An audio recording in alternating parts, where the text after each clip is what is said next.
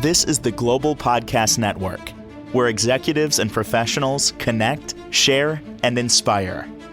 Stay tuned for the conversations that drive success.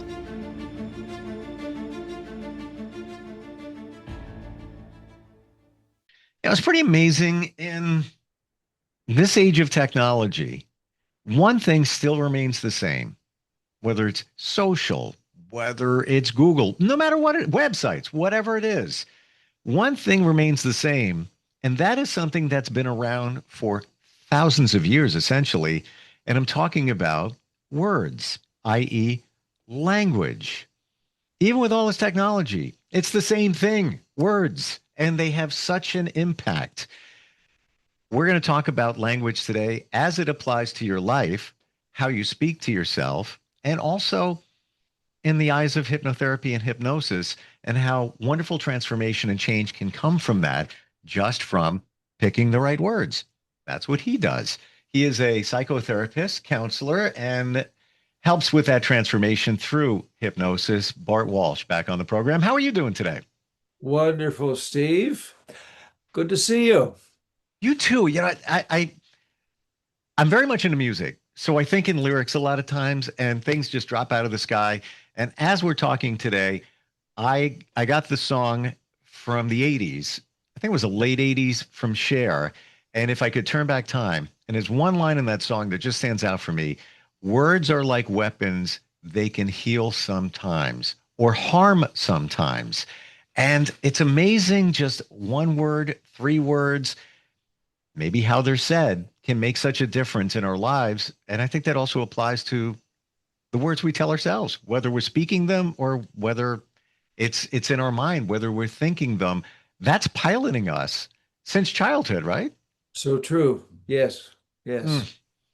Yeah, the words we hear are powerful. The words we use can be powerful as they're received by others as well. Mm.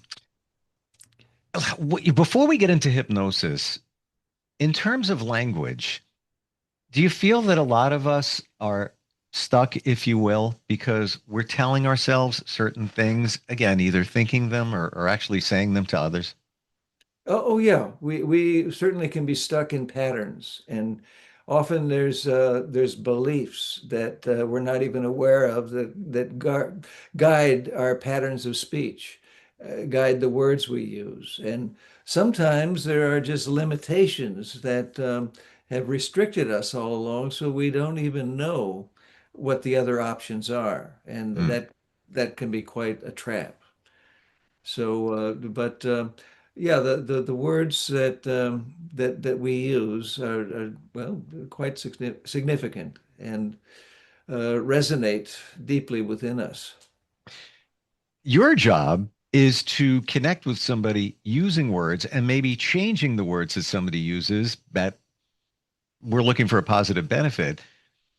When you're working with somebody on a hypnotherapy level, are you carefully selecting the words you say during hypnosis? I'm very conscious of the words I say because, well, one, I like to use the language that the person I'm working with is speaking, the idioms, the idiosyncrasies that they are familiar with. That's going to allow me to connect with them better. But then there's the element of, let's say, ambiguous language. Because in the English language and in other languages, there are many words that have more than one meaning. And so as I'm talking to someone, I might tell them a story and use a lot of ambiguous language. And my intention, most of the time, using the ambiguous language, is to give the unconscious choice Hmm. so that it can choose the meaning of the word that will best suit the person who's listening. Interesting. I never thought of it that way, that you are giving somebody choice under hypnosis. I would be thinking, and I've had hypnosis a number of times, Yeah. very impactful. And I'm trying to think back in my mind how that went. But I always thought it would was more of a suggestion. You're making a suggestion as opposed to giving choice. Yeah. Yeah. Well, consider that by the time I see someone, they have typically done everything they know how to fix whatever problem they're struggling with, whatever situation they're struggling with. They've already done everything they can, and so they're coming to me for, well, I need to give them something different. And so I'm not going to have much success if I tell them things they already know, Hmm. if I suggest things that they've already tried.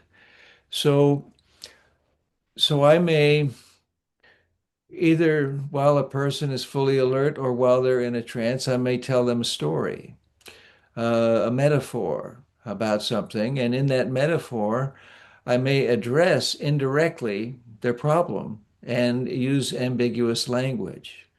Hmm. So, so it might be something like saying, well, the character that was driving the car came to a stop sign, had to make a turn. And how nice it can be when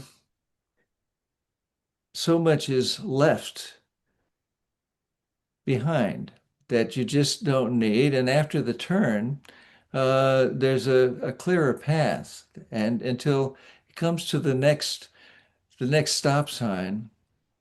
And then because of that course that was taken, things are just much more right than they've ever been, even though there's the option to turn left. Okay, so that's just off the top of my Yeah, but head. I no, I totally see it, Bart. I totally see it where choice A, I'm being facetious here, but choice A is $50. Choice B is $50,000. I'm just Mhm. giving you the two choices. Which one, Yeah. you know, Uh-huh. um, which one would somebody want to pick? They were going to pick the choice where they're leaving the baggage behind by making that turn and working in visual. Now, at this juncture, got to ask this question. Yeah. Some of us are very visual in terms of what we picture. Some of Mhm. us are not. How do you address that with someone under hypnosis? What I typically attempt to do first is speak the language that resonates with their primary processing system. So if let's say that they're much more auditory, then I will try to use those well words that are geared more for hearing and listening and just uh, speak for a while using that and then begin to blend words from other uh, processing systems like the visual or the tactile. And so it's initially starting out with you really got blasted the other day from that experience, and from everything I heard, it really is still resonating, ringing like a bell in your head, and it's been difficult for you to really clear all that static and sound that's in the way. And if I've got that right, and so I'll use language like that. It's more tuning in with Hmm. sound, and then gradually add words that I can overlap with the sound that kind of speak to pictures or tactile experience. And what that typically does, if I do it very gradually, it helps a person very much deepen their experience. Is there And a way for you to identify that somebody's going to be more visual from the get-go, just by asking a couple of questions? oh yeah, that's just the language that they use. So I will typically ask a person to tell me about a pleasant memory Mm, that you had. Doesn't matter how far back, but just some pleasant memory that you can share with me. And so as they're talking, I'm understanding their choice of words mm. and what orientation they're speaking from. Wow. What else can you tell us about language related to hypnosis? Well, I guess we can back way up really to the beginning of language because uh, one thing I know about you is that you are at least trilingual. Are you speaking me personally? Yes, yes. I have no And idea what that means. okay, well, what it means, as I see it anyway, is that the very first language any of us develops is chemistry. When Hmm. we are developing intrauterine, we're developing the language of chemistry because everything within us has to communicate with everything else. And so we, when we're born, we've got this language of chemistry. We've got hormones that are speaking to other hormones. We've got uh, ego states that are speaking to nerves. And we've got different cell types talking to other cell types. And so there's an awful lot of language, a lot of communication that's taking place within us. So I think of that as the language of chemistry or biochemistry. And then there's a second language that begins to develop very quickly, which is body language. Mm, The body is expressing itself. And this infant is observing the body language of everyone around it, but it's also starting out in a very crude way with its own body language. It screams and it moves its hands around and it can smile or just grimace and all of that is beginning to develop and it continues to develop and becomes much more sophisticated over time. Then, of course, we develop a verbal language, the third language, so trilingual. mm, And of course, we can add multiple verbal languages as we go along, but the verbal language is really the third language all of us develops. And then we need to consider if we're talking to someone, the verbal language is likely going to be translated into the chemical language and sometimes the body language very quickly and very automatically. So, this is how sometimes we get reactions from people. We say something and they jerk back, or they laugh, or they scream, or we get reactions. We get body language reactions and chemical reactions too, because if we say something that incites some anxiety, for instance, there's going to be a lot of chemistry that's changing within that person.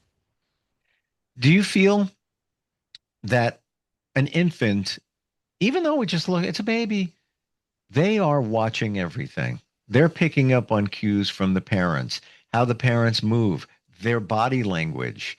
The, Yeah, the infant doesn't understand the verbal language, but they're reading everything. We might not think they are, but they're seeing it and picking up on it. yeah, they are picking up on it, and they don't have the verbal language early on to process that linguistically. They also don't have enough of the neural development in their brain to process it the way we do as adults. but they are observing and their senses are absorbing so much. Wow. It's amazing how under hypnosis that you're able to put those suggestions in. And again, just for everybody, we talked about this before, but I think it's impactful to repeat it. Somebody's not going to do something unless they truly want to. You can make those suggestions, give the analogy of being at a fork in the road, and maybe one looks more positive than the other one. Nobody's going to act on it unless it truly aligns with who they are. So you're not controlling somebody. You're Right. making a positive suggestion based on what they told you that they wanted to achieve, be it stop smoking, lose weight, get on an airplane because they have fear Yeah. and all of that. hmm Yeah, it's really helping a person recognize choices that are already there. Hmm. Also helping a person engage resources that are already there. So it's not about controlling somebody or making them do anything. It's inviting a better experience. But unless you're in a certain state, be it under hypnosis, you're not usually going to be open to those changes. Why is that? Why can't we just sit here right now and you give us those choices? Oh yeah, you know what? I'm going to take that one. But maybe you won't, or you might, lean back on it, have a little bit of fear. But when we're talking about a hypnotic state, it permeates a little bit better. Yeah, and it's about allowing the conscious mind to take a rest and let go of what it thinks it is controlling. And the Mm, control, 90% of the control is just a perception. There's very little that we actually control. But consciously, we like to think we've got a lot of control. And that's often what gets us stuck, is we're working with these regimens and beliefs and perceptions that are somehow limiting us and not allowing us to get out of the box or to resolve whatever situation needs to be resolved. So when we give the conscious mind a rest and allow the unconscious to really explore all the possibilities that are there and then deliver its input, that makes quite a difference. it's interesting, even in advertising for many decades, this type of language has been used because it triggers us to make an action. For example, you might have heard commercials on where it's stop, don't buy a car until you look at the ABC car lot. Well, that's not just by chance. That was intentionally done because the word stop gets your attention. We're telling somebody not to do something. So subconsciously, you're like, well, I want to do that. Yeah, and yeah, now we give the suggestion, well, you need to go to the ABC car lot before yeah. you buy a car. All strategically done, maybe not under hypnosis, but in a lot of ways, I think there's some parallels there. What do you think? Oh, there's many parallels there because the advertising industry has known for many decades that the majority of people, let's say watching TV, are in a trance. Mm, They're in a television trance already. And in that trance, they know that the unconscious isn't going to pay much attention to the word no or not mm, or any of the negative commands. sure. And it will instead explore the rest of what's being presented. And so this is why the television commercials can be, even the worst commercials can have a powerful effect because the audience is largely in a trance. It's a hypnotic suggestion. Yeah. And to your point, we're in a trance many times during the day before we go to bed, when we wake up, when we're driving in our car. So Yeah. you're in a hypnosis, don't even know it. Yeah. Amazing. Oh, yeah. That's a pretty natural state. Well, I'm glad you said that because this can be a little unnerving for some that have never done it. They feel uncomfortable about it. Again, they feel that somebody may be controlling their mind, but it's all natural. There's not, yeah, that Yeah.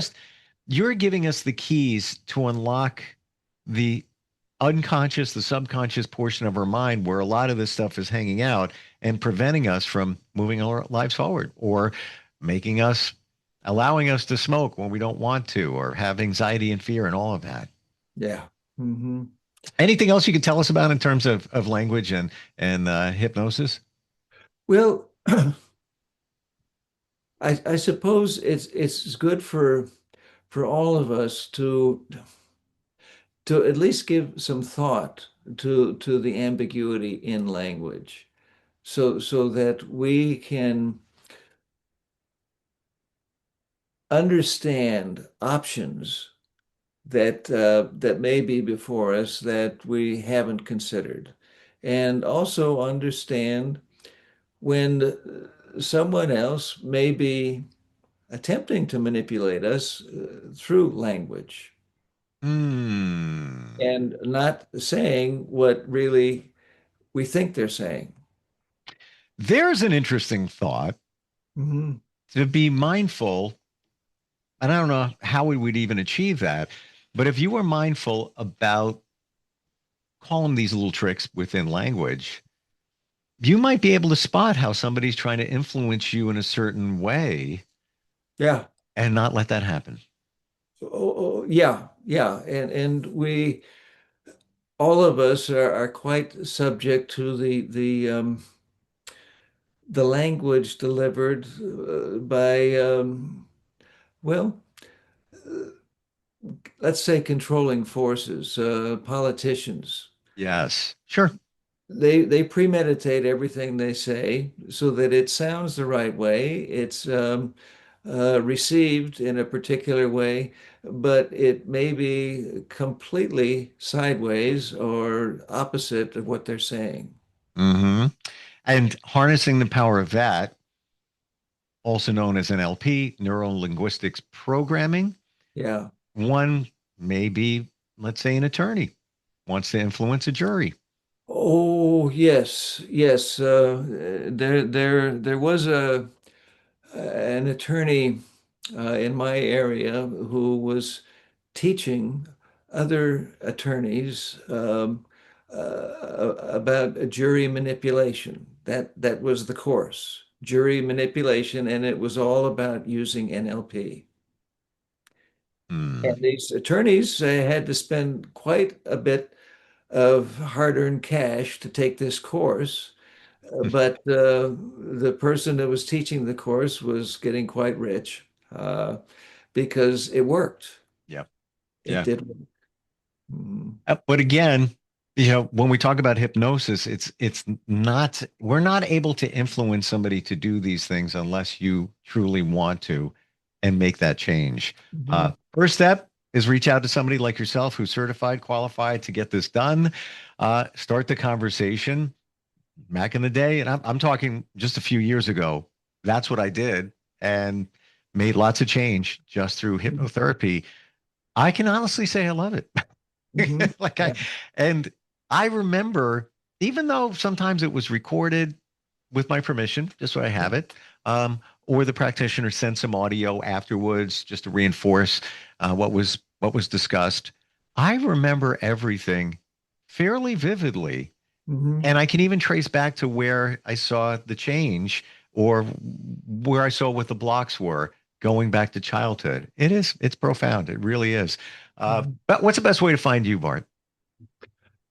Probably my website. There's contact information there, and the uh, the website is Affinity, Affinity, Affinity Counseling and Hypnosis.com.